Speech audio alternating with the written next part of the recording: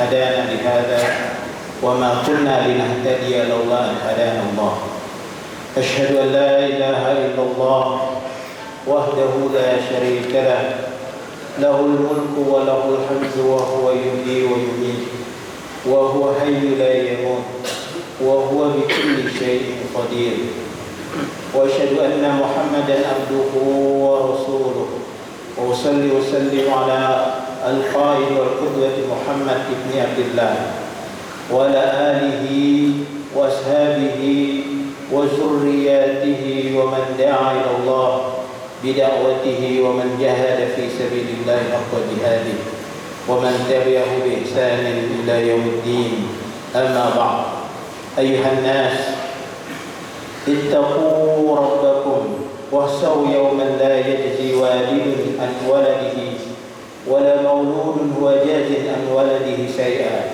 إن وعد الله حق فلا تغرنكم الحياة الدنيا ولا يغرنكم بالله الغرور. Masyiral muslimin rahimakumullah. Setelah kita panjatkan puji dan syukur kepada Allah Subhanahu wa taala beserta salawat dan salam kita pada Rasulullah sallallahu alaihi wasallam. Khatib ingin kita terus mengambil ibrah dalam berbagai peristiwa-peristiwa yang melewati kita. Belum lama ini peristiwa Idul Adha, ibrah dan hikmah yang dapat kita ambil dari peristiwa tersebut banyak sekali yang harus kita terus renungkan. Hadirin sekalian, ketahuilah bahwa ibadah kurban disyariatkan Allah sebagai ibadah persembahan kepada Allah Subhanahu wa taala. Sesungguhnya inti dari ibadah kurban itu bukanlah ibadah sosial atau membagi-bagikan daging atau ibadah-ibadah seperti ibadah sosial yang lain. Tetapi sesungguhnya dalam ibadah kurban kita memberikan persembahan yang terbaik kepada Allah. Begitulah yang diperlihatkan dari kisah-kisah para nabi, dari Nabi Adam, Nabi Ibrahim hingga Rasulullah SAW. Ibadah kurban adalah ibadah ritual yang telah ada sejak zaman Nabi Adam alaihissalam. Dalam Al-Quran Allah Subhanahu wa taala berfirman, "Watlu 'alaihim naba'na Adam bil haqq idz qarraba qurbanan fatuqbila min ahadihima wa lam yutaqabbal min al-akhar. Qala la aqulanna qala innama yataqabbalu Allahu minal muttaqin."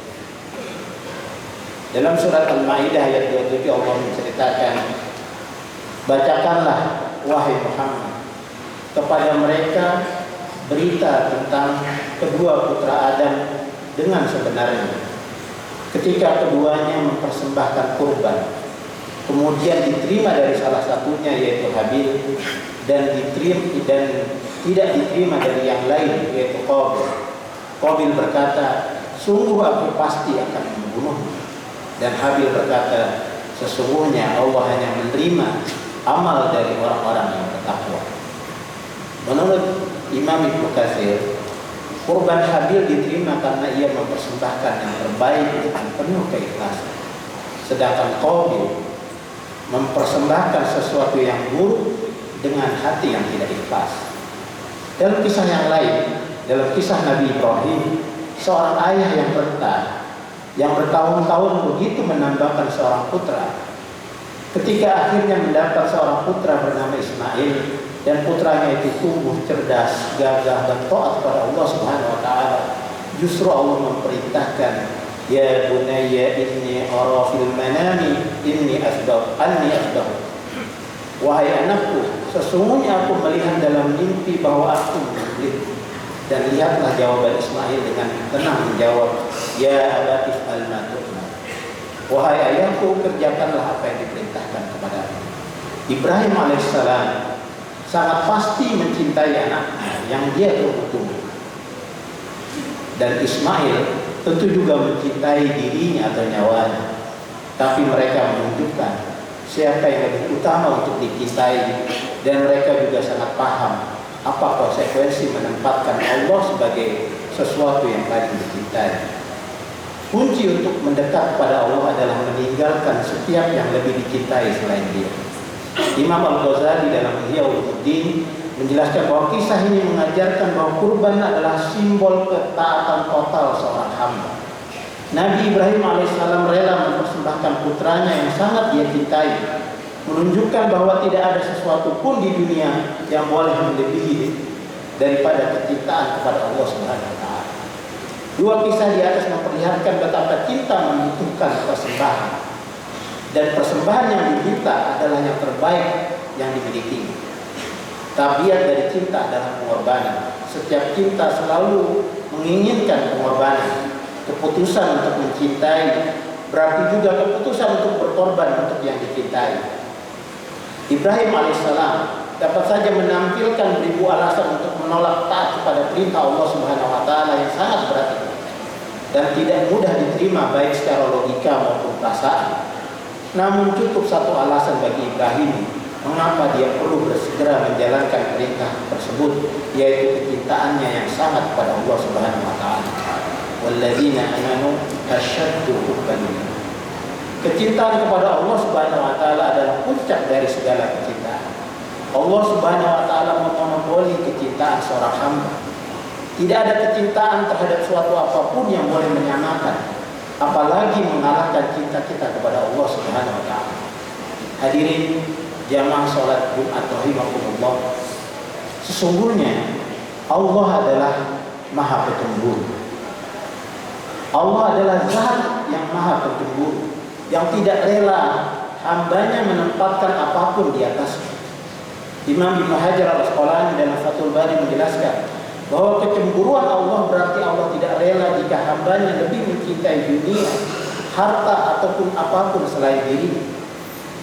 Nabi Muhammad SAW pernah menyatakan bahwa dirinya adalah orang yang paling cemburu terhadap umatnya, dan beliau juga mengatakan bahwa Allah lebih cemburu lagi daripada beliau. Suatu ketika Sa'ad bin Ubadah radhiyallahu anhu, seorang sahabat Rasulullah SAW, pernah berkata, seandainya aku melihat seorang laki-laki bersama istriku, pasti aku akan memukulnya dengan pedangku tanpa ragu. Tak kala kalimat tersebut sampai ke telinga Rasulullah SAW, beliau bersabda kepada para sahabatnya, "Atajabuna min ghairati Sa'ad? La ana abyar minhu, wallahu abyar minhu." Apakah kalian heran dengan kecemburuan pada diri Sa'ad? Sungguh aku lebih cemburu dariku, dan Allah lebih lagi cemburu daripada aku. Hadis riwayat Bukhari dan Muslim. Dalam hadis lain, Nabi SAW bersabda, "La hada aghyar min Allah min ajli zalika harrama fawahisa ma zahara minha wa ma batan." Tidak ada yang lebih besar kecemburuannya daripada Allah. Oleh karena itu dia mengharamkan perbuatan keji, baik yang tampak maupun yang tersembunyi. Hadis riwayat Bukhari dan Muslim. Di dalam Madarijus Salikin disebutkan, berhati-hatilah, waspadalah terhadap Allah Subhanahu wa taala, karena Dia adalah pencemburu, dan Dia tidak suka melihat di dalam hati hambanya sesuatu selain dirinya. Allah tidak rela jika ada di dalam hati kita sesuatu yang lebih kita cintai daripadanya. Bahkan harta, jabatan, anak-anak, hingga nyawa kita sendiri, jika itu menghalangi dari ketaatan, maka Allah tidak akan ridha. Hadirin wal hadirat rahimakumullah. Kita perlu lakukan tes prioritas dalam diri kita. Apa yang siap kita korbankan untuk Allah Subhanahu wa taala? Apa yang berani kita lepaskan dari diri kita jika Allah meminta? Apakah kita sudah memilih yang terbaik untuk diberikan kepada Allah Subhanahu wa taala? Ataukah kita hanya belanja di jalan Allah hanya dengan sisa-sisa dari harta dan sesuatu yang kita miliki? Marilah kita berevaluasi pada diri kita sendiri. Sudahkah kita memberikan yang terbaik dari waktu yang kita miliki untuk beribadah kepada Allah Subhanahu wa taala? Sudahkah kita memberikan yang terbaik dari harta kita untuk sedekah dan infak di jalan Allah? Sudahkah kita memberikan yang terbaik dari tenaga kita untuk dakwah dan amal-amal kebaikan lainnya? Sudahkah kita memberikan yang terbaik dari diri kita untuk Allah Subhanahu wa taala? Jangan sampai kita menjadi hamba yang hanya memberikan sisa, memberikan yang tidak terpakai, atau memberikan dengan terpaksa di jalan Allah. Karena Allah Maha tahu isi hati kita. Dia melihat niat kita, kesungguhan kita dan keikhlasan kita. Para ulama mengajarkan kepada kita tentang pentingnya itsar, yaitu mendahulukan orang lain dan mengorbankan kepentingan pribadi demi kebaikan. Namun yang lebih utama dari itu adalah itsarullah, yaitu mendahulukan Allah di atas segalanya, di atas diri kita sendiri, di atas keluarga kita, di atas harta kita, bahkan di atas nyawa kita. Allah berfirman, "Ya ayyuhalladzina amanu anfiqu min thayyibati ma kasabtum wa mimma akhrajna lakum minal ardh wa la tayammamul khabitha minhu tunfiquna wa lastum bi'akhidhihi illa an tughmidu fihi wa'lamu annallaha ghaniyyun hamid." Hai orang-orang beriman, nafkahkanlah di jalan Allah sebagian dari hasil usahamu yang baik-baik dan sebagian dari apa yang kami keluarkan dari bumi untuk kamu, dan janganlah kamu memilih yang buruk-buruk lalu kamu menafkahkan daripadanya, padahal kamu sendiri tidak mau mengambilnya, melainkan dengan memicimkan mata terhadapnya. Dan ketahuilah bahwa Allah Maha Kaya lagi Maha Terpuji. Al-Baqarah 27. Ibnu Katsir berkata tentang ayat ini, Allah tidak menerima kecuali dari yang halal dan dari yang terbaik. Sebagaimana engkau memberi hadiah kepada raja dari barang terbaiknya, maka Allah lebih berhak atas yang terbaik dari milikmu. Rasulullah SAW bersabda dalam sebuah hadis riwayat Imam Muslim, "Innallaha thayyibun la yaqbalu illa thayyiba." Sesungguhnya Allah itu baik, tidak menerima kecuali yang baik. Imam Hasan Al-Basri berkata, "Ma min abdin illa ma qad atahu rabbuhu bi amri wa nahyi fa inna ata'a wajtaba faqad jaa bihi ila rabbih wa ihasa faqad tabara rabbih." Tidaklah seorang hamba melainkan telah datang kepadanya dari Rabb-nya perintah dan larangan. Maka jika dia taat dan menjauhi larangan, sungguh dia telah datang kepada Rabb-nya. Dan jika dia bermaksiat, sungguh dia telah berpaling dari Rabb-nya. Ini adalah panggilan bagi kita semua hadirin. Setiap perintah Allah adalah kesempatan bagi kita untuk membuktikan cinta dan ketaatan kita. Setiap larangan Allah adalah kesempatan bagi kita untuk menunjukkan bahwa kita lebih takut kepadanya daripada kepada hawa nafsu kita. Hadirin rahimakumullah, pengorbanan adalah bentuk keberpihakan seseorang. Seorang beriman tidak cukup membuktikan keimanannya hanya dengan pernyataan, slogan, dan berbagai bentuk retorika. Ketika terjadi sebuah kondisi harus memilih di antara dua kepentingan, kepentingan Allah dan bukan kepentingan Allah, dan setiap pilihan mensyaratkan pengorbanan, di sanalah keberpihakan seseorang akan terlihat. Qul in kana aba'ukum wa abna'ukum wa ikhwanukum wa azwajukum wa ashiratukum wa amwalun iktaraftumuha wa tijaratan takhshawna kasadaha wa masakin tardawnaha ahabba ilaikum minallahi wa rasulih wa jihadin fi sabilihi fatarabbasu hatta ya'ti Allah bi amri wallahu la yahdil qaumal fasiqin. Katakanlah jika bapak-bapak, anak-anak, saudara-saudara, istri-istri, kaum keluargamu dan harta kekayaan yang kamu usahakan, perniagaan yang kamu khawatiri kerugiannya, dan tempat tinggal yang kamu sukai adalah lebih kamu cintai dari Allah dan Rasulnya dan berjihad di jalannya, maka tunggulah sampai Allah mendatangkan keputusannya. Allah tidak memberi petunjuk kepada orang-orang yang fasik. At-Taubah ayat 24. Dalam ayat di atas Allah menghadapkan dua kepentingan yang paling berpengaruh dalam kehidupan manusia, yaitu kepentingan duniawi di satu sisi dan kepentingan Allah dan Rasul dan jihad di sisi yang lain.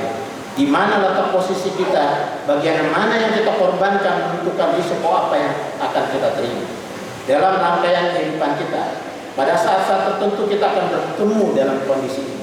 Kondisi di mana kita tidak selalu dapat melaksanakan kedua kepentingan tersebut secara bersamaan, melainkan harus memilih salah satu dari keduanya. Bila tiba pada saat demikian, marilah kita berdiri dalam posisi yang dapat menjamin keselamatan kita di dunia dan akhirat. Kita bisa saja kehilangan atau mengorbankan suatu milik kita pada saat memilih di antara dua kepentingan tersebut. Namun suatu yang lebih besar telah menunggu kita sebagai buah dari pengorbanan. Barakallahu li wa lakum fil Qur'anil azim wa nafa'ani wa iyyakum bima fihi min al-ayati wa dzikril hakim wa taqabbala minni wa minkum tilawatahu innahu huwas samiul alim. Aqulu qawli hadha wa astaghfirullah العظيم لي ولكم ولسائر المسلمين والمسلمات والمؤمنين والمؤمنات الأحياء منهم والأموات فاستغفروه إنه هو الغفور الرحيم. اللهم صل على سيدنا محمد اللهم صل على سيدنا محمد وعلى آل سيدنا محمد.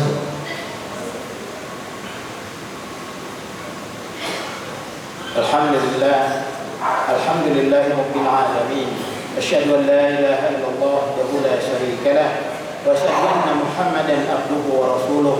اللهم صل وسلم على محمد وعلى آله وصحبه أجمعين. فيا عباد الله اتقوا الله حق تقاته ولا تموتن إلا وأنتم مسلمون. قال الله تعالى في كتابه العظيم إن الله وملائكته يصلون على النبي يا أيها الذين آمنوا صلوا عليه وسلموا تسليما. اللهم صل على محمد وعلى آل محمد كما صليت على إبراهيم وعلى آل إبراهيم إنك حميد مجيد وبارك على محمد وعلى آل محمد كما باركت على إبراهيم وعلى آل إبراهيم إنك حميد مجيد. اللهم اغفر للمؤمنين والمؤمنات والمسلمين والمسلمات الأحياء منهم والأموات. اللهم أعز الإسلام والمسلمين وأذل الشرك والمشركين وانصر من نصر الدين واخذل من خذل المسلمين ودمر أعداء الدين وأعلن كلمتك إلى يوم الدين. اللهم انصر إخواننا المسلمين والمجاهدين في فلسطين. اللهم انصر إخواننا المسلمين والمجاهدين في غزة. اللهم ثبت إيمانهم وأنزل السكينة على قلوبهم ووهب صفوفهم. اللهم أهلك الكفرة والمشركين. اللهم دمر اليهود وشتت شملهم وفرق جمعهم. اللهم انصر المجاهدين الأعداء عن أعداء الدين برحمتك يا أرحم الراحمين. ربنا ظلمنا أنفسنا وإن لم تغفر لنا وترحمنا لنكونن من الخاسرين. ربنا آتنا في الدنيا حسنة وفي الآخرة حسنة وقنا عذاب النار. عباد الله إن الله يأمر بالعدل والإحسان وإيتاء ذي القربى وينهى عن الفحشاء والمنكر والبغي يعظكم لعلكم تذكرون. واذكروا الله العظيم يذكركم واشكروه على نعمه يزدكم ولذكر الله أكبر.